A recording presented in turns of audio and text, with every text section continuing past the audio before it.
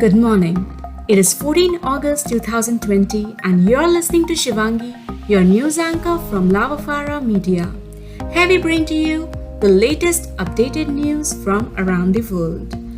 Ahead of the 74th Independence Day celebrations on August 15, a full dress rehearsal was held in various parts of India on Thursday, including the Red Fort in Delhi.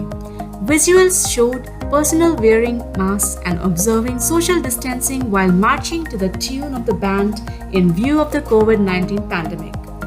Earlier, the government issued guidelines for the event. Large parts of India are likely to receive heavy to very heavy rainfall during the next 2-3 days, the IMD said. It added that the low pressure area has formed over northwest Bay of Bengal, off North Odisha and West Bengal coasts. Fairly widespread rainfall with heavy to very heavy rainfall at isolated places are very likely over North India.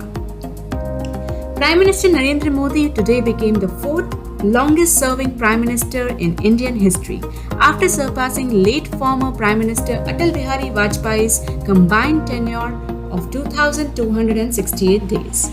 PM Modi has also become the longest serving Indian PM of non-Congress origin. Congress has revoked the suspension of Rajasthan MLAs Bhanwar Lal Sharma and Vishwendra Singh, who backed former Deputy CM Sachin Pilot in the political crisis. They were suspended from the party's primary membership for their alleged involvement in a conspiracy to topple the Ashok Gehlot-led government. Bengaluru police have registered 7 FIRs at 2 police stations against over 300 people in connection with the mob violence that took place on Tuesday night. Of these, 16 people have been identified as members of Social Democratic Party of India. Medical degrees obtained from colleges located in Pakistan-occupied Jammu and Kashmir and Ladakh will not be registered under Indian Medical Council Act, and those possessing such certificates will not be allowed to practice modern medicine in India, the Medical Council of India has said. A notice to this effect was issued by Dr. R.K. Vats, Secretary General of MCI.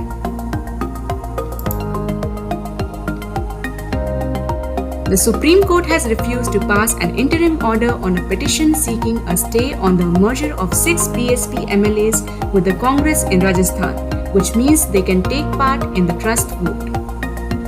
Delhi's Jamia Millia Islamia has ranked first in the list of central universities released by the Ministry of Education.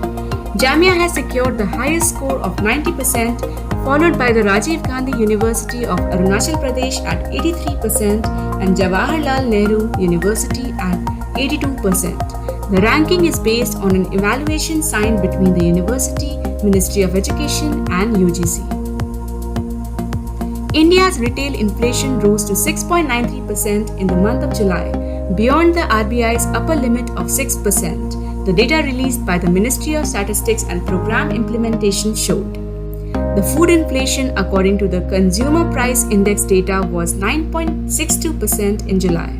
The retail inflation for the month of June was revised to 6.23% from 6.09%.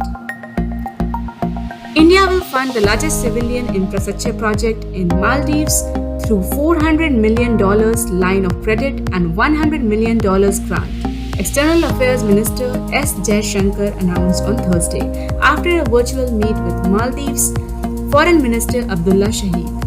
The 6.7-kilometer Greater Malay Connectivity Project will connect Malay with 3 neighboring islands, Willingili, Gulifalu and Thilafushi.